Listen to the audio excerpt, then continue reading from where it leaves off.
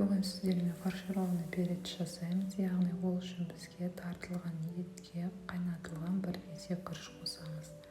Келесі жуанның қабығын тазалап, ұсақтап турап үстіне жуа саламыз. Дәміне қарай тұз саламыз. Дәміне қарай қара бұрыш саламыз. Және арнайы фаршқа арналған дәмдеуіштерді қосамыз. Барлығын жақсылап араластырамыз.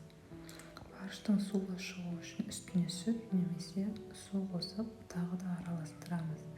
Келесі барлық бұршақтарымызды, яғни перецтерді жуып, тазалап, ішін тазартып, ішіне фаршымызды саламыз.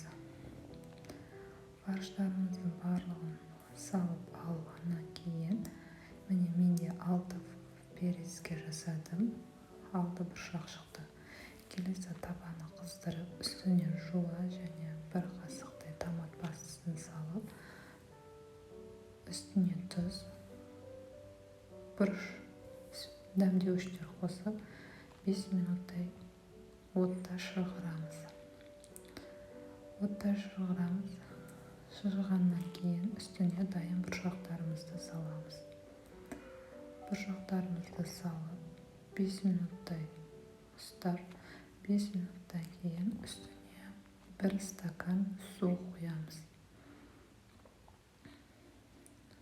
Су қойып, астын жауып 45 минут баяу отта пісіреміз. Сіздермен болған Ақжа. Рецепт ұнаса лайк басып, маған тіркелуді ұмытпаңыздар.